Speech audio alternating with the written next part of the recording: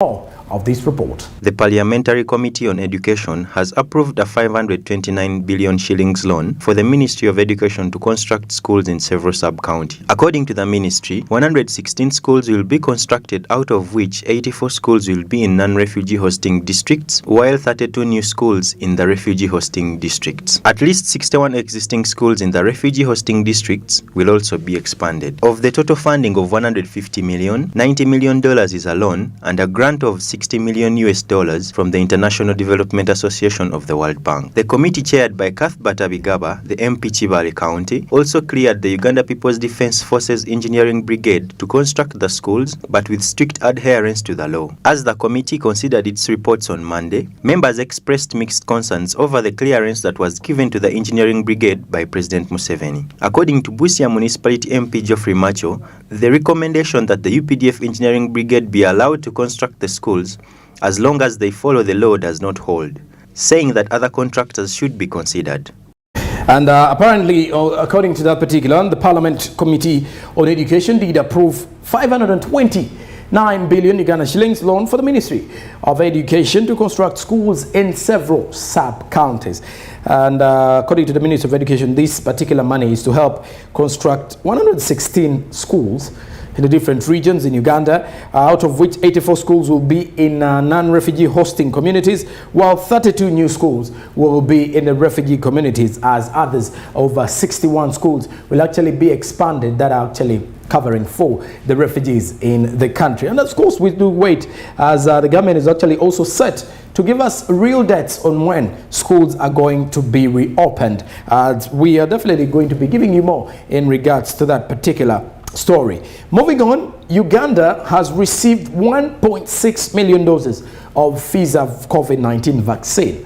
This is the second consignment of COVID-19 vaccines that the Biden administration has sent to Uganda. The first, which arrived on September 6th, comprised 647,080 doses of Moderna, bringing to the total donation from the United States worthy of 2,321,350 COVID-19 vaccine doses. More of this report. Uganda has received a consignment of more than 1.6 million doses of the Pfizer COVID-19 vaccine, thanks to a donation by the United States government. The Ugandan government had earlier announced that the Pfizer vaccine will be used to inoculate school-going children as one of the measures to prepare them for the reopening of schools. The educational institutions have been largely closed since last year, as the country battled the disease that spreads across the world like wildfire. This is the second consignment of COVID-19 vaccines that the Biden administration has sent to Uganda. The first, which arrived on September 6th, comprised of 647,080 doses of Moderna, bringing the total donation from the United States to 2,321,350 COVID-19 vaccine doses. Since the pandemic began, the United States has provided approximately $111 million, nearly 400 billion shillings to Uganda in direct assistance, specifically to respond to COVID-19. In support of Uganda's national vaccine rollout, the United States has provided technical and financial support in data management, risk communication, health worker training, strengthening the supply chain, and increasing cold storage capacity, enabling vaccine uptake across Uganda. The United States is donating vaccines to the world and is the leading financial donor to COVAX.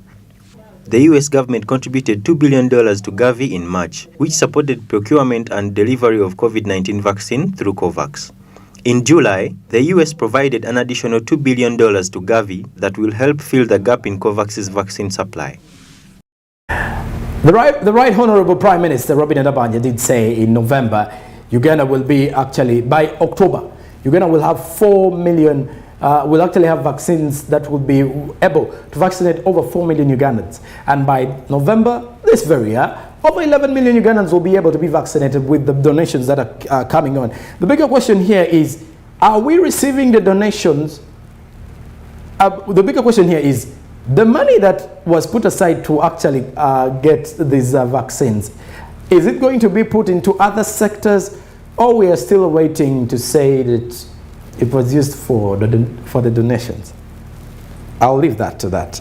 The Minister of Health has issued an order giving local governments until the end of this month to vaccinate all teachers and students above the age of 18. And that is according to the situation that comes up, if we are to follow up on that particular one. And the United States is actually donating vaccines to the world and is actually leading in the financial, is the leading financial donor to the COVAX initiative. The US government contributed $2 billion to Gavi in March, which supported procurement and delivery of COVID-19 vaccines through COVAX. And in July, the US provided an additional $2 billion to Gavi that will help fill the gap in COVAX's vaccine supply chain.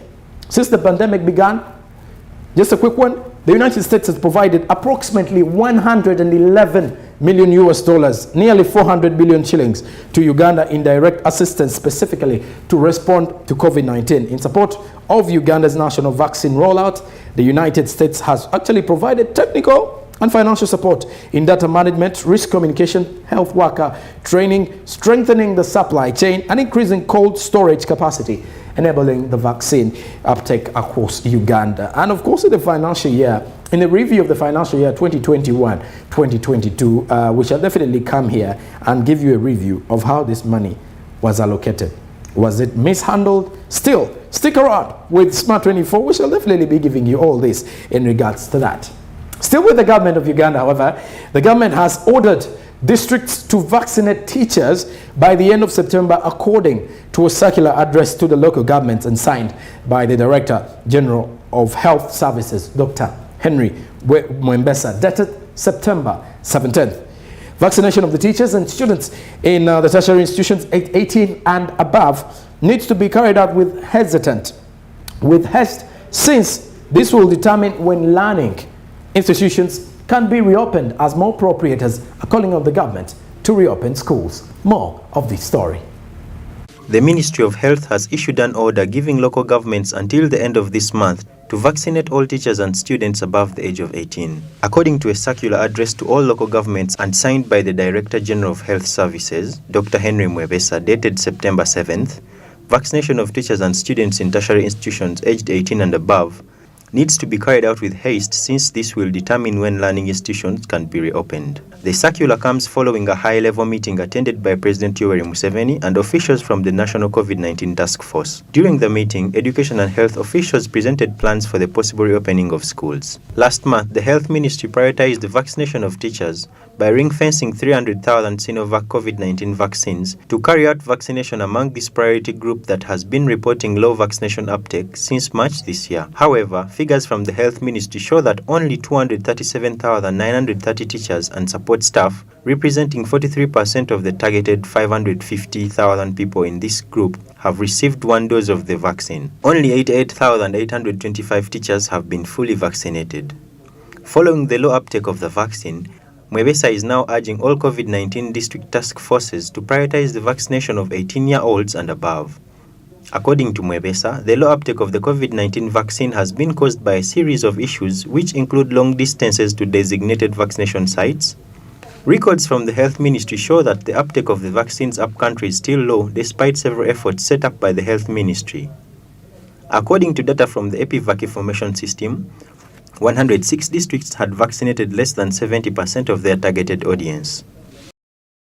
And as government is actually ordering districts to vaccinate teachers by the end of September, and so as to enable schools to be reopened, one of the things you need to actually understand in this particular situation is, following the situation that comes up with these key stakeholders in the education system in Uganda, or the education sector, actually calling on the government to see that education the schools are reopened for face-to-face interactions, because some schools are actually carrying on with the online lessons either way. But the government is actually saying, for us to reopen, the deal is students, more so in the tertiary institutions above 18 years and above 18 years, should actually get vaccinated with the 2 jabs. The teachers should as well get 2 jabs. But according to research, 43% of the teachers that are actually registered for registration for vaccination have got vaccinated. And out of the 43%, only a sum of around, if it's 100% in the terms of those who have got vaccinated, 50 have finished the vaccination, the other 50 haven't completed. So, and according to a circular address to all local governments and signed by the Director General of Health Services, Dr. Henry Mwembesa, dated September 17th, vaccination of teachers and students in tertiary and tertiary institutions and the teachers should actually take immediate effect in order for schools to be reopened. The circular actually comes following a high-level meeting attended by President Yoweri Museveni and officials from the National COVID-19 Task Force in regards to education and health officials presenting plans for the possible reopening of schools. And what we do know that records from the Health Ministry show that the uptake of vaccines upcountry is still low despite several efforts set up by the Health Ministry to see that actually everyone gets vaccinated. Moving on, Prime Minister Robin Nabanja has terminated a 1.8 billion shillings Chengegwa road contract due to delays. The Chengegwa district leaders disclosed to Nabanja that the contractor was supposed to complete the works in September, but the road has not been completed 6 months after the signing of the contract. More of this story. Prime Minister Robin Nabanja has terminated a 1.8 billion shilling contract for the construction of a 42-kilometer road in Chengegwa district over Shodi works. The road, which connects from Kakabara sub-county in Chengegwa district to Nabigola in Mubende, was constructed under the Development Response to Displacement Impact Project. The program under the Office of the Prime Minister is intended to support refugee hosting communities. During the tour of the Development Response to Displacement Impact Projects in Chengegwa District on Saturday, Chengegwa District leaders told Nabanja that the contractor, Pekasa Contractors, was supposed to complete the works in September, but the road has not been completed 6 months after signing of the contract. Nabanja also faulted the leaders for not supervising government projects which have given room to shoddy work. Nabanja furthermore said she will send a team of engineers from her office to take measurements of the road and also test the quality of maram used on the road. She added that if they do not meet the expected standards, the contractor and supervisor of the projects will be apprehended. The managing director of Pekasa, the owners of the contract, George Sunday, declined to comment on the delays. The issue of shoddy works, he said, according to the bills of quantities, the carriageway of the road is supposed to be 4.5 meters, while the width is 7 meters, which the district officials are against. Hilary Onek, Minister for Relief, Disaster Preparedness and Refugees, said that his office has received reports of procurement irregularities committed by district officials implementing DRDIP projects. He said that the officials demand 10% of the money before they award the contracts. The managing director of Pekesa, the owners of the contract, actually came out, who's Ewan George Sunday, declined to comment on the delays and on the issue of shoddy works. He actually said, according to the bills of quantities, the carriage of the road is supposed to be 4.5 meters, while the width is 7 meters, which the district officials are greatly against. That is why he's the Prime Minister is calling it shoddy work. But for him, he's saying the regional leaders are not actually helpful in that particular regard. Moving on, the Uganda Manufacturers Association has partnered with Dennis International to promote sustainable development goals and responsible business conduct.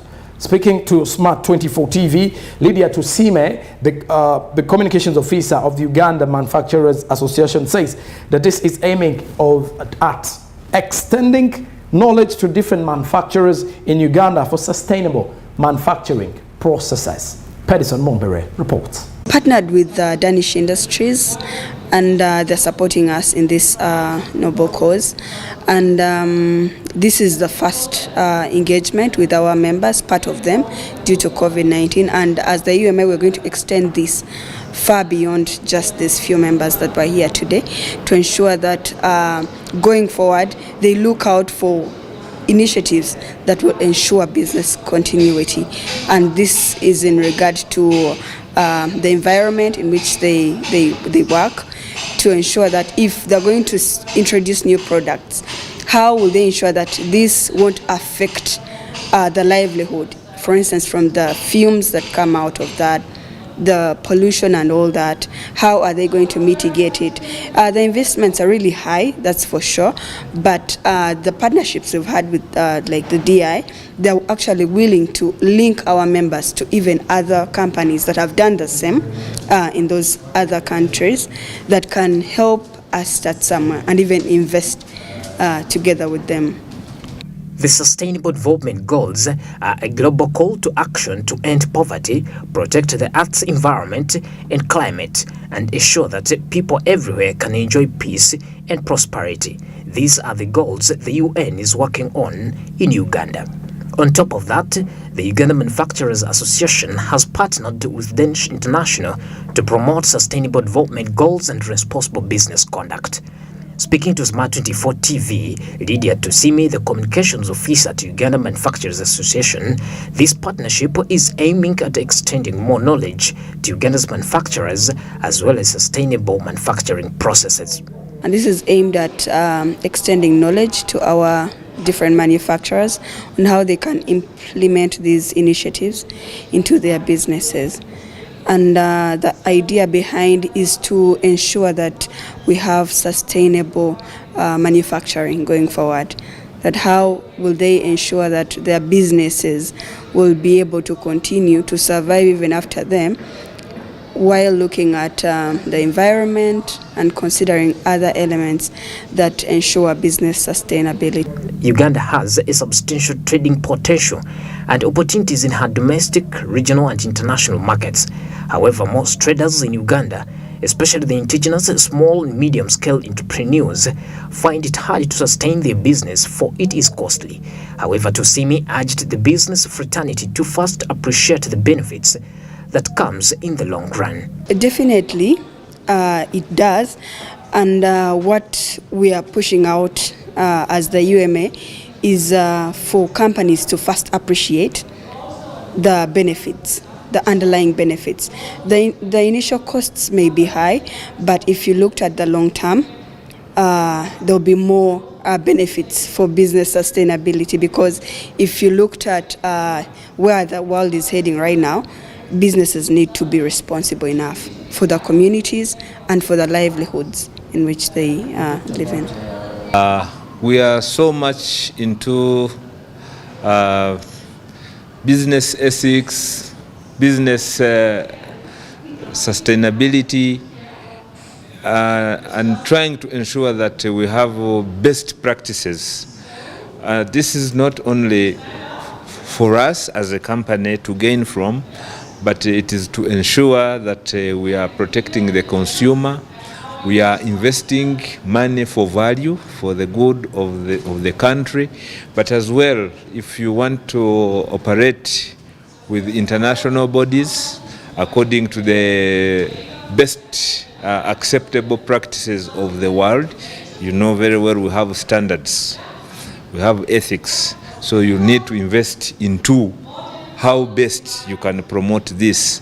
It is costly in the short run, but in the long run, it yields results. And it's better to do the right things right first. Responsible business conduct is everything to SMEs, even if they see it wrongly as financial constraining. Access to market is linked to image. Unlike large enterprises, SMEs can't invest large sums in managing their brand. Their image is based on a day-to-day behavior, so behaving responsibly is the key to surviving and thriving your business. With responsible business conduct and business ethics is we actually seen as a mindset. It means that you do what is expected of you, both as an employee, and you do the right thing. That means that you need to comply with national and international laws, specific requirements for your industry, and internal codes and policies. Pedison Mumbere, Smart 24. Uganda has substantial trading potentials and opportunities in her domestic, regional and international markets. However, most traders in Uganda, especially the indigenous small and medium-scale sized enterprises and entrepreneurs, find it quite hard to sustain their businesses, for it is quite costly. It may be easier to start up, but quite costly to maintain. And that is why this particular initiative, according to the Uganda Manufacturers Association, coming up to partner with Danish International to see that they can actually help out the SMEs to tap into the available opportunities as well from the local markets and tap into the international markets as well. Moving on The education sector in Uganda has created a worrying state for the future of students based in the villages who can't access online studies. Dorothy Wengoyi Chimuli, the public relations officer from Uganda Technology and Management University, believes that the nature of education in Uganda is still based on the traditional way of dispersing knowledge. Here's more of that report. The closure of schools has had far-reaching impacts on the socio-economic well-being of the country and has had underlying effects that have widened a gap between students from the richer families and those from the poor families.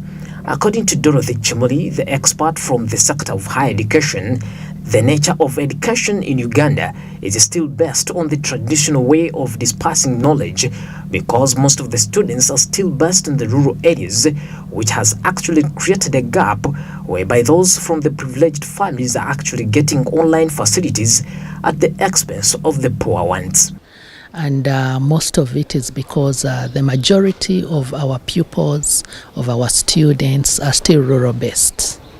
And to be able to transform the education sector today and to be able to embrace the current trends, there are certain aspects of the holistic national program that have to be transformed. Give an example. You find that most people in the central, or let me say in the urban centers, are studying online. Most schools in the urban centers, non-schools, we are talking of Green Hill, we are talking of Kaboja Junior School, primary, are studying online.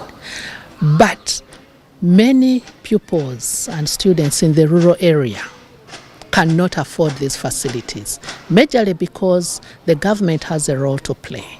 We are talking about electricity. You get it? There is the rural electricity transformation, rural electrification agency that is in place. But to what extent have they gone deep down in the villages to make sure that these people access power? You get it? And even if they have gone, I'll give an example. I also come from a village. They put the pole, the power is there. But how many people can afford the cost of power from that pole to their households? Not many, because of the income levels of most of our citizens. Poverty has greatly killed the transformation process in the education sector in Uganda, which has made it difficult for most of the pupils and students in the rural areas to continue with education because of issues of money to facilitate their online studies. Killing the transformation process.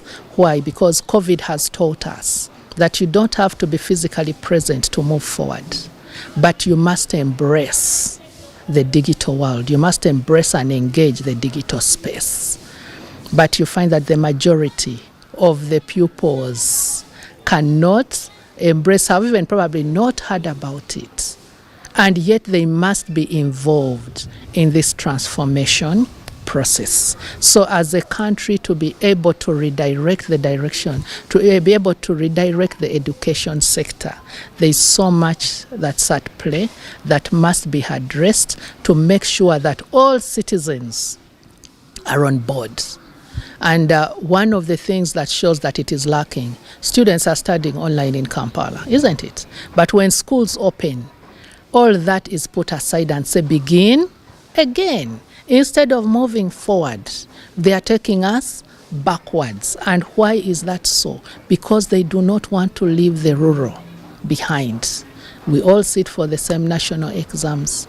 So what I think needs to be done is that we must be serious. For starters, seriousness and commitment to transform. And secondly, what does the world need? Like I had mentioned earlier, we must learn to specialize. And specialization doesn't start at university. We are wasting so many years living in the 1900 education. You get it? And yet the world is not static in the 1900 ways of doing things. So we must revisit what the world has in store for us today and prepare for that right from a very young age, such that by the time the generations are ushered into the future, they are adequately prepared and adequately knowledgeable to compete fairly with the rest of the global. With the economic changes prevailing in the world, the education system in Uganda should quickly adopt to enriching the young ones into technology right off from childhood, so as to keep up with the e-commerce competition, and this should be addressed by the government setting up platforms that will ease internet use in schools. The National COVID-19 Task Force is expected to reconvene this week to discuss the new dates for the reopening of schools after putting into consideration the proposals of his. And of course, as we still await and see whether the government will actually avail new forms of, will actually reform the education system in a way to see that students can report back to school. Lastly, Ramadan Gobi has encouraged Ugandans abroad to return and invest home. The permanent secretary at the ministry, the permanent secretary to the Ministry of Finance and Economic Development has assured Ugandans in the diaspora that government has no intention of taking over or taxing unclaimed balances in bank accounts or mobile money accounts. More of this story. The permanent secretary in the Ministry of Finance, Planning and Economic Development, Ramadan Ngowi, has assured Ugandans in the diaspora that the government has no intention of taking over or even taxing unclaimed balances in the bank accounts or mobile money accounts. Ngowi was addressing members of Ugandan North American Association about misleading media reports that the government plans to tax depositors, idle cash on dormant bank accounts under the National Payment System Act. He said that rumors that money is needed by the government to pay its debts are false, and that Uganda is among the few sub-Saharan African countries with a sustainable debt portfolio. According to Ngowi, the existing legal framework is meant to protect remittance of cash from abroad. Ngowi encouraged Ugandans in the diaspora to come and invest at home and take advantage of available opportunities.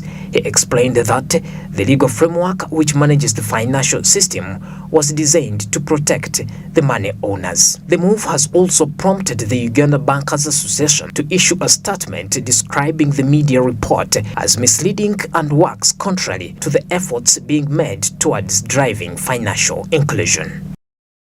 All right, now to the Ugandans in the diaspora, according to Ramadan Gobi, you should return home, by the way. Bring the investments home.